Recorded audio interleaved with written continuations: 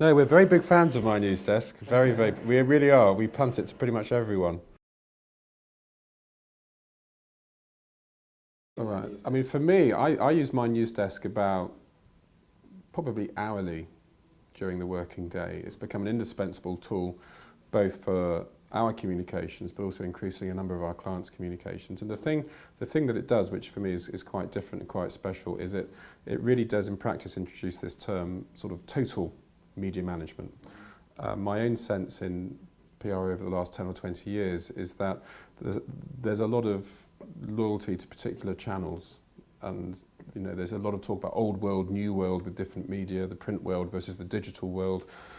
10 years or so when broadcast PR came in, there were separate digital, broadcast functions being set up. And the research that we do at Elephant suggests that people don't make distinctions between the different various types of media they use in a day. They are fluently going from one type of social media to another type of print media to a bit of radio. Now clearly there's cause and effect and there's all that stuff to be understood. But I think the challenge in this media environment, in fact the opportunity, is actually to have a platform that can bring it all together. And I think that what we've seen ourselves, for all our team members use it at Elephant, but also our clients, is when you have the published desk and you have a choice with a piece of information. Is it a blog? Is it a tweet? Is it a press release? Is it a video? Is it a report? Is it a piece of news? Is it an event? You've actually got to think, in terms of thinking about my customer or my customer's customer, what format best serves them to communicate this information? I actually have to make a choice, rather than play on this separateness of a digital strategy here and a print strategy there. So My News Desk brings it together, and for me I call it total communications, because I don't think any form of separating media into particular channels does actually communications or PR any good. Say the thing that I spend the most time doing on My News Desk at the moment is looking at the analytics. Probably for every hour or half hour we're publishing, or publishing on behalf of a client, we're probably spending 2 hours looking at the analytics. And the thing that's really good, and for me much better than other forms of analytics, like Google Analytics and stuff I've used in the past, is you can really see live and to the minute, which stories are popular, which formats of story are popular, which stories have long tails, which is something you really can find out, who's using it and on what terms. And actually what you can do is you can learn, as PRs we all like to think we know best what's best for a story, but actually that learning is always put to test on My News Desk, because on the analytics it's like, well, this is the terms on which people like your information, these are the terms on which they choose not to follow it or come back and see it. And if you look at that and ask lots of questions, and I invariably, when I've done the analytics, have to go and have a cup of tea and think, so what does this mean if X, Y and Z are happening? It means your next piece of information is more informed and it's much more driven by your audiences, the way they consume news on their terms, than what you think is best. And that actually is quite humbling for a PR, because it actually means you're constantly learning rather than getting to the point which is, I know best. And I think the insight that gives you to be guided by customers and end users, I think is invaluable.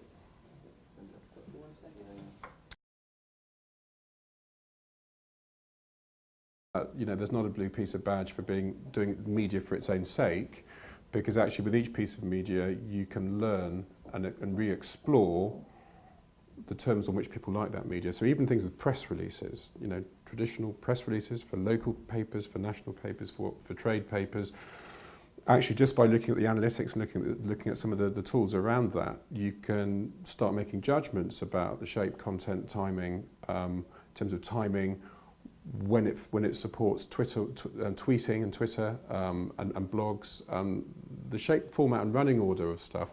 So what we've done, and the way we've used it, is we've slowly phased onto multiple channels, because actually you've got plenty to learn from any individual channel on the terms on which people want to receive communication. And I think the great thing about My News Desk, and I've been doing PR for 20 years, is it's probably more than anything the platform out there that's made me ask more questions. And anything that makes you ask questions is good.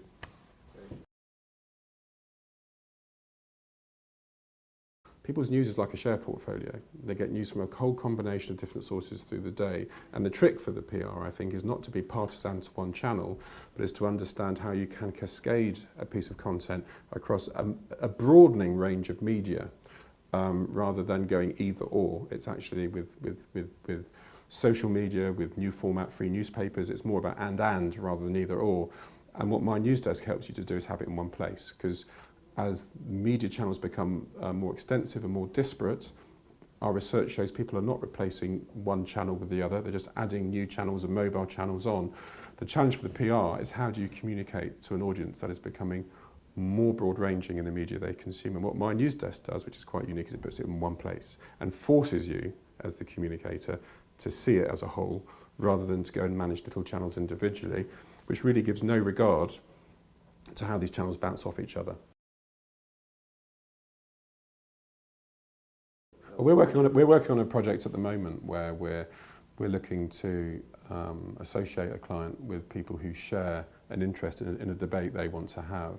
And the Explore function, we had someone with My News Desk this morning going through some training and coaching.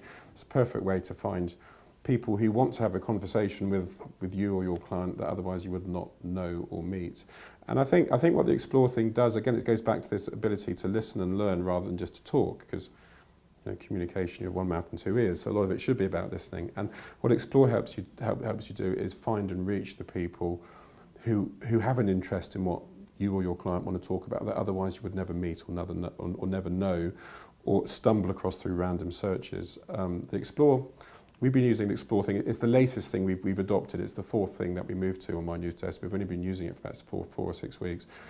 The great thing about Explore is the exploring nature of it. Every time we go on it, we're learning new things it can do for us. It's kind of a bit of an Aladdin's cave. The more you go into it, the more you can find things, and the more you find things, the more you listen and learn and readapt how you go about things. So that's more of an ongoing thing, but it's invaluable. And one of the other things with My News Desk as well is every member of our team has regular coaching with Heidi and Heather and the team here, because it's like having a lovely Mac computer. You think you know how to use it, and then you find these hidden things you can do which are amazing.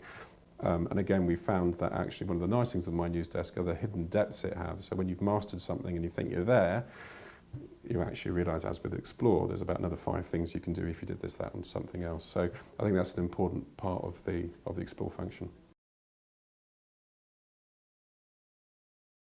I think there's a lot of challenges facing the communications industry, but one of the things that elephant that we think is quite big, because there is literally a big elephant in the room, is actually, the world has changed. The world has very simply changed. There's been a lot of debate in recent years in the PR community about digital media versus old media, and a lot of quite predictable debates. But there's a bigger issue that we think exists, and it's certainly informed by a lot of the research we've done, which is the ripple effect of the economic slowdown has impacted almost every aspect of communications. It's changed, our research shows it's changed the way people follow news.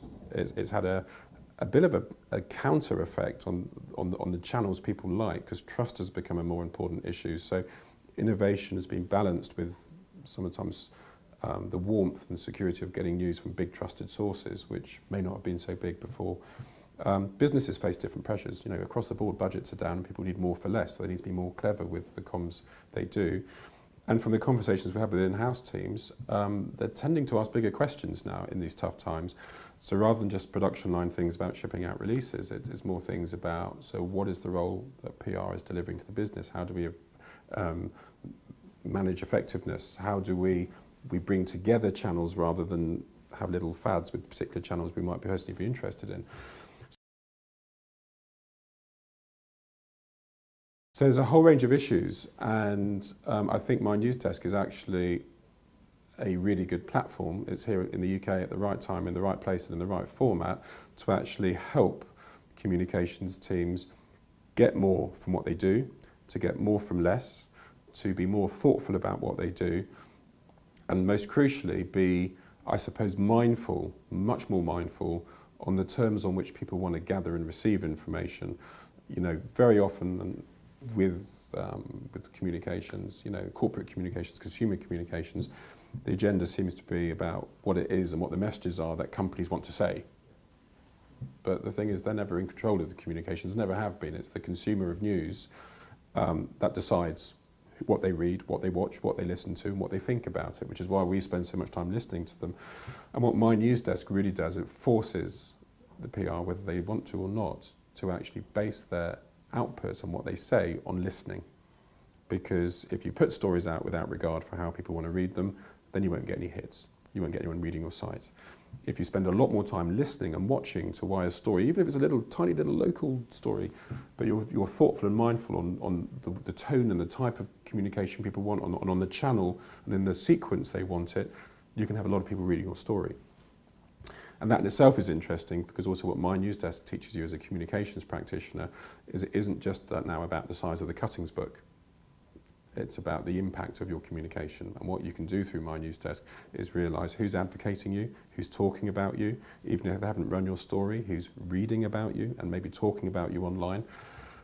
And actually what you begin to realise is actually that understanding that chain of influence is actually probably much more important. So it's a good site for a good time at a time when comms teams are facing and dealing with a lot of change.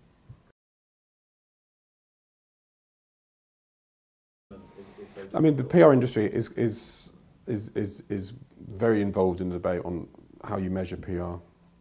I think last year there were a number of agencies that said they're not using advertising equivalent anymore. I mean, myself, I don't think I've ever used it for years, because getting away from a numerical assessment of PR into pie charts and percentages, which is not necessarily the way it should be measured. I think there needs to be, with valuation, there is no easy one way to do it. There are lots of ways that work.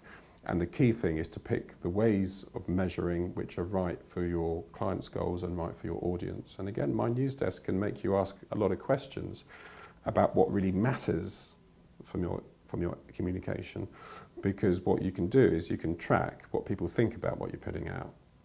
That asks questions about, well, why should we do it like this, and why should we do it the way we want to do it if audiences want it in a different format. But also you get a lot of information about who's following you, who's referring you, who's advocating you, and also who's writing about you or blogging you. And it just opens many more questions about and possibilities on how you can demonstrate the effectiveness of PR in communications in an environment where everyone's having to demonstrate good value for money. Well, My News Desk kind of does it for you, because the thing you can do in My News Desk is you have the ability to tag information that's relevant to the release. And I was with a client yesterday who just found that was just amazing, the fact that you can put a press release out and you can link similar releases to it. So it increases the shelf life of an interesting piece of information, because it can be revisited. In fact, one of our most successful pieces of blog information has been one that has actually been running for about 4 months and keeps getting revisited because it's useful information. So I think that's useful. And I think also the interesting thing from the visitor, whether it be a consumer or a journalist or a blogger or a PR or what have you, is that they have the power to also, and the freedom to select the terms on which they want to get information. So I think both in terms of distribution and both in terms of receiving information, both sides have control on how it's shaped. And I think that's thoughtful. I think that's thoughtful. And it also hopefully moves, from a PR perspective, people away from just throwing out lots of content, because you're more mindful of, if we're thinking more about the audience and how they want to receive it and how other pieces of information link to it, you're becoming more mindful not on what you want to say, but more mindful on what your audience want to hear. And I think that can only be good news. The tagging of words and also your ability to look at how keywords coming up on your screen make you really, really conscious of the importance of using the right words and using the tags. And again, being mindful of the content you've got to get in. And often it even shapes the sort of content and stories you choose to put out. Because stories and content that don't help that, you might think, well, a criteria for our news now is SEO, so that's helpful. But I mean, one thing we found generally as a business is we're a new business, we're a young business, very, very ambitious business, but actually being on My News Desk has actually had a really positive impact on where we come up on Google searches as a site, rather than if we'd gone alone without it, so it's only a good thing. Well, what I do, I mean, I've always been a believer that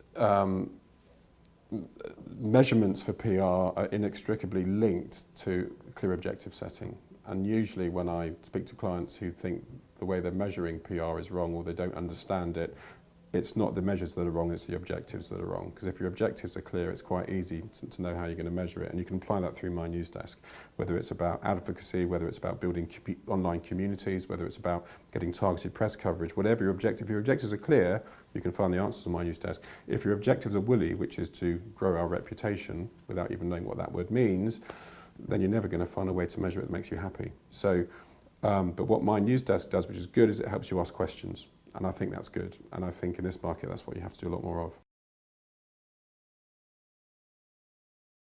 You know, an underpinning issue for the business that we've set up and recently launched is, as a PR person who's been in the industry for 20 years, I've kind of got a bit fed up with all the associations of spin, which have probably not done a lot of good for the reputation of the industry. And I think there's a real move, and rightly so, in the broader economy and communications landscape for authenticity. I think particularly with the economic climate, people have wanted it straight, wanted truth, wanted gritty reality. I don't think for a lot of people now, and from the research we've done, there is such a distinction between good and bad news. It's about real news. And I'm a big believer in authenticity. We built our business based around it and not being a sort of a spin shop. And I think that's a challenge, but I think it's also a great opportunity. And I think that's a big issue. This distinction between old and new media, I think, is not very helpful. And I think also it lives in a marketing bubble that doesn't bear any relation to the way people follow news, which is how we need to base our thinking. The social media revolution is clearly massive, as the digital revolution, but our research that we do also shows that, you know, the new format print papers, free papers, have become hugely popular, an important part of the day. Radio and television have actually benefited hugely from the digital revolution as well. And of course, mobile media is going to be the big thing with youngsters. So there's a lot of things going on, but when we map out and we do research, we look at the media that people follow, weekdays, weekends, evening, on the train, in the car, not reading a paper though, we find people are not partisan to a particular channel in the way that sometimes PR and marketing teams are, which is probably more the way they're structured. Most consumers, in our sense, and what they tell us, is they have a much more fluid approach to media consumption. And just because someone tweets 6, 7, 10 times a day doesn't mean they don't read a broadsheet paper, or don't go home and read the local paper, or listen to radio news as their first source of news in the morning. And also our research shows that the dominant one is TV news, which is still... So it's not either or, and it's unhelpful to think of that, it's and. But the trick is to understand, in this world of growing media diversity, where people's media habits have just got broader rather than switching so much, is about the sequence of consumption across those media, and also understanding how they bounce off each other. And in fairness, the only way you can do that is have a platform like My News Desk that puts them all in one place. Because if you don't have all your media analysis, analytics and distribution in one place, you don't actually have any way of knowing. Okay, I'll squeeze in one. How can brands be seen and heard? Okay, a lot of brands want to be seen and heard. I would actually turn that on its head to how can brands do more to be liked. My big belief with comms, I may be in a minority or majority of one here, but my big belief with comms is rather than push, this whole push, which is you're the client, you have your messages, you have what you want to say, and you think you're great, and let's just push it out to the outside world and hope they like it, is not a very good way to do things. And my view is that actually PR should always be about putting people in through engagement and through two-way conversations. But that does mean starting not with you, but with the end user, and understanding what they're interested in. People choose the news they follow, and people, our research shows, often tend to read news about themselves and what they're going through. So I think more insight into PR, into understanding your audiences, understanding not just the media that they follow, but what drives them, what issues they're going through, and to be more empathetic in your engagement, I think is more effective at bringing people in. And so it means you don't have control, but it's more effective. And let's be honest, in this modern media world, you shouldn't hope to have control, because what you should be looking to do is engaging in two-way discussions rather than owning it. And I think the mature thing is to get out of that sort of egocentric approach to PR, where it's all about you and whether you get your quotes in print and how accurately, to thinking about the impact of what you do and how well it makes you liked. But that means you have to relinquish a bit of control understand the audience is in control. And if you want to engage and start a conversation, it's no different to being in a pub talking to a friend. If you just talk about yourself, no one's going to want to talk to you, or listen to you. So use PR to engage and bring people in, which involves listening, and it involves engaging in two-way conversations rather than just promoting. And I think, for me, that is a much more interesting way, an intelligent way to do comms rather than just the old way of just promoting through different channels.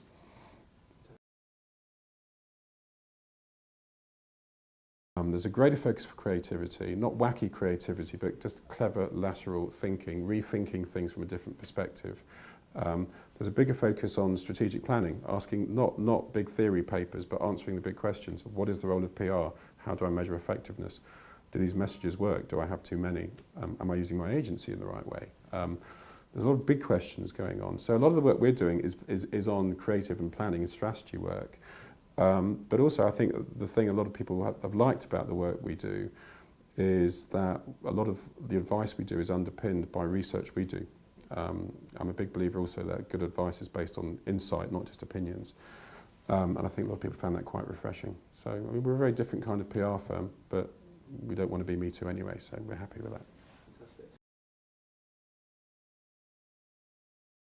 We gave, for our own Elephant Communications website, which went up a few weeks ago, we actually gave a lot of thought to whether we wanted to host My News Desk on our site or whether we thought it would be better to not have it on the site. And actually we went to and fro. It was a really interesting discussion. I think there are cases for both.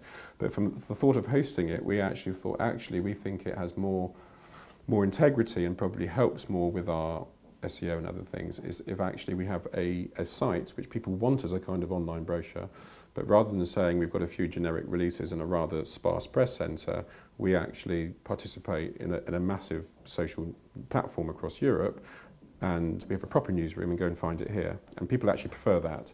It also means that the information on our website and the news information on our My News Desk platform, they kind of refer to each other. I think that's helpful. That's also been the feedback from people who have experienced the site, that they actually think it's an interesting way to do it. It's a good question about smaller firms, because one thing we're doing at Elephant, we have this big community program as well as part of our authenticity. We want to put something back. And one thing we do is we run free advice days for small businesses. And I find quite shocking that at a time when small businesses are the bedrock to the economy and we're trying to get growth in them, and they say their biggest priority is to increase sales and get growth. From the piece of research we've done with YouGov, the average small business spends less than 4% of their profits on PR and marketing. 27% spend nothing. And from the conversations we've had from our free advice days, a lot of them think that marketing is about paid for advertising or big budget stuff, and they don't have big budgets. We're saying this is crazy. The great thing about communications, if you do it well, is it doesn't have to cost much at all. You know, in terms of blogging well, tweeting, doing some good content for your local paper. But a lot of them just don't know how to do it and don't know what's involved and presume it costs a lot of money. So our free advice days is really based on, we help small businesses understand the simple things they can do within their very busy days that can make a difference. And, you know, an example, on our last day, we helped a local music business. In about 10 minutes, all it took us to write 3 local releases, and they've had a huge uplift. And so I kind of think a lot of smaller firms, yes, they might not know what PR is, and there's nothing wrong with not knowing that, but I think actually I think it's a really big area where PR should be helping people who don't have budgets for big advertising to understand what they can achieve through PR comms, whether it's print, social, whatever. Do some little things that work. And I actually think in this market where budgets are tight, I actually think PR has a great opportunity to demonstrate its worth to the broader business community.